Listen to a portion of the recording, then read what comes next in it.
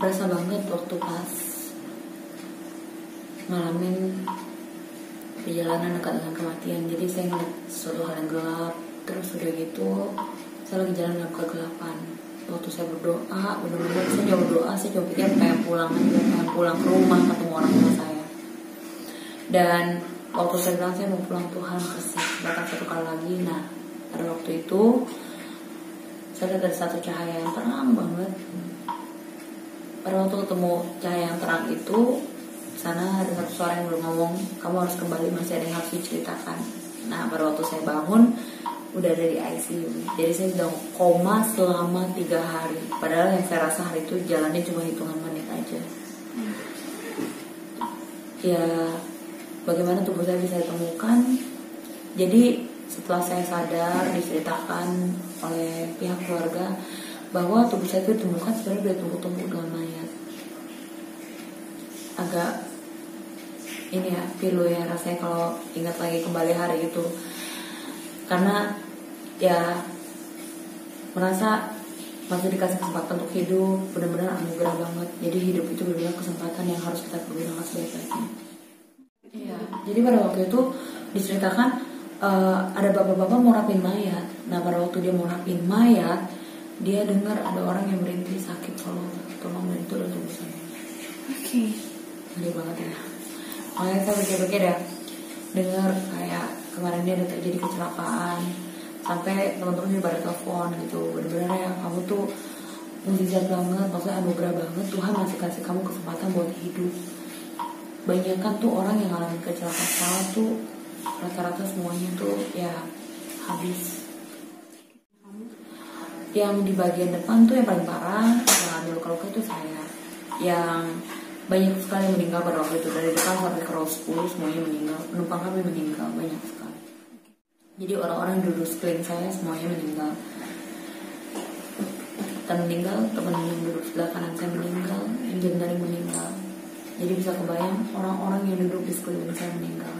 Dulu saya pikir kayaknya ini adalah suatu hal yang kok Tuhan gak adil ya. Maksudnya kenapa saya gak ikut meninggal aja sekalian, biar hidup tuh gak usah tersiksa, gak usah capek dan lelah gitu untuk ngadepin operasi demi operasi, luka yang parah banget. Dari kecelakaan itu kan muka saya hancur, mata saya keluar, tangan saya copot, pinggang saya patah, dan kaki saya patah.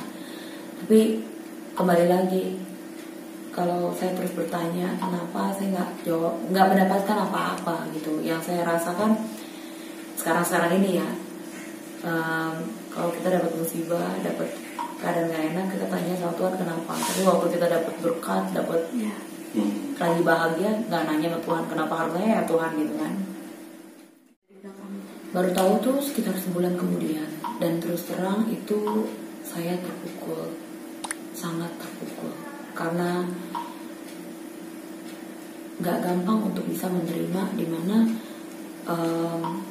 orang yang dekat dengan kita, terus apalagi seperjuangan, terus juga kru, terus penumpang, tanggung jawab, itu benar-benar terpukul sekali gitu ya. Ya itu dia gitu, mau ubah hidup menjadi lebih baik, tapi ternyata hancur seketika. Gak gampang untuk seorang wanita yang punya cita-cita, tahu-tahu apalagi untuk jadi pramugari, tahu-tahu ngalamin kecelakaan, hancur. Untuk saya tuh bisa menghadapi kehidupan aja waktu itu benar-benar gak mudah. Tapi saya percaya justru hari itu saya bersyukur. Sekarang saya dari kejadian itu saya bisa melihat bahwa ketika saya mengandalkan Tuhan sepenuhnya, Dia adalah Tuhan yang tidak pernah mengecewakan. Terus saya punya orang tua yang sangat mensupport, saya punya adik yang juga luar biasa mensupport, dan teman-teman yang sampai sekarang tetap ada memberikan supportnya buat saya. Dan itu benar-benar ya buat saya benar-benar anugerah. Yalah, terpukul. Ada orang yang mau ngalamin kecelakaan 2 kali dalam hidupnya, dan itu menjadi bagian dalam diri saya. Ya terpukul emang, tapi mau sampai kapan saya harus terus begitu? Saya harus menerima kenyataan bahwa ya udah, ini adalah bagian dalam hidup saya, dan apa yang harus lakukan dari ini, bagaimana saya keluar dari apa yang gak ada dalam hidup saya. Mengenai trauma sendiri sekitar setahun lah itu untuk bisa melepaskan itu semua. Ya kalau sekarang trauma itu udah lewat, jadi ya sekarang saya lebih ke arah ya udahlah, ini udah yang tadi bagian dalam hidup saya. Apapun yang terjadi ke depan ya udah, saya udah berserah. Biar Tuhan yang tahu apa yang terbaik buat hidup saya. Mengenai kayak ya maskapai perusahaan penerbangan itu sendiri, saya nggak mau banyak berkomentar tentang hal ini. Banget hidup itu benar-benar untuk saya sendiri ya. Saya dikasih kesempatan untuk hidup lagi dan saya harus gunakan sebaik-baiknya. Ini anugerah, benar-benar. Ya, dari nama saya aja Lazarus ya, orang yang mati dibangkitkan. Jadi benar-benar terjadi dalam hidup saya, udah dibangkitkan dari kematian.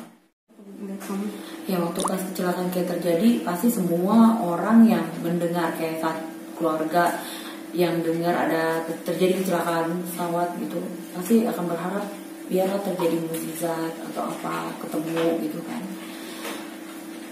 Saya rasa keluarga saya juga pasti akan seperti itu pada waktu itu. Saat itu mereka benar-benar rasa bahagia, walaupun memang hari itu waktu mama saya bilang, waktu pas dilihat tuh muka saya tuh gede banget, bengkak gitu kan, muka saya tuh kayak Frankenstein, jahitan semua, terus badan juga ancur-ancuran, kayak udah gak ada harapan lagi untuk hidup. Terus harus struggle lagi ngadepin operasi demi operasi, tapi orang tua saya tetap terus kasih support dan dia bilang yang penting kamu masih hidup dan kamu adalah harta buat saya yang Tuhan titipkan. Ya, habiskan.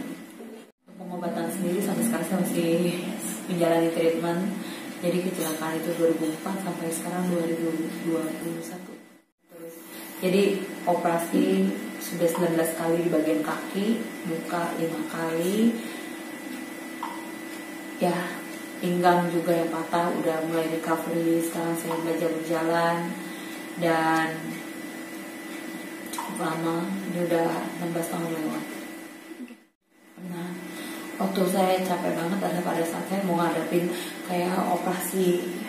Itu kita ngadepin operasi sekali aja kayaknya takut.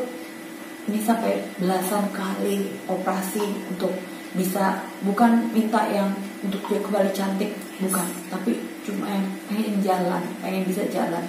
Karena berkali-kali kaki saya ini kan infeksi dan harus diamputasi sama dokter.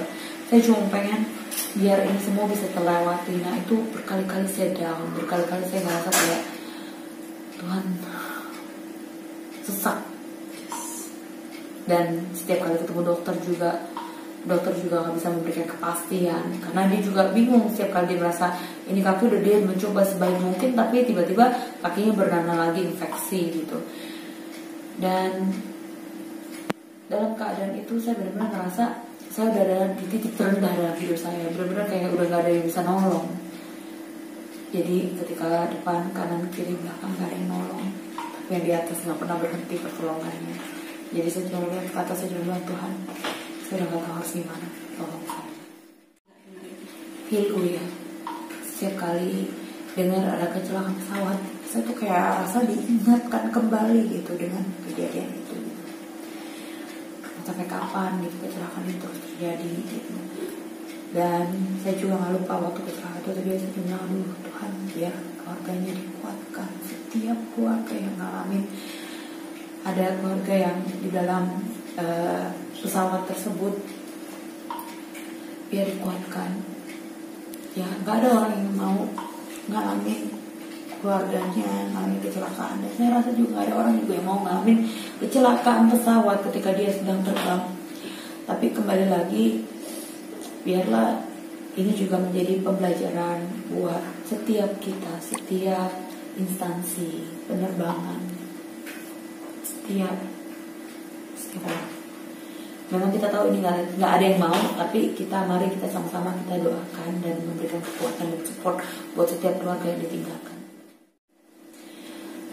Tentu kita mau setiap yang mengalami kecelakaan itu pasti ada yang selamat, yes. Tapi ketika saya sendiri yang mengalami, saya yang selamat dari kecelakaan pesawat itu, 16 tahun saya masih harus menjalani pengobatan, dan ini gak mudah. Jadi saya selalu punya pandangan dan pemikiran Tuhan tahu yang terbaik.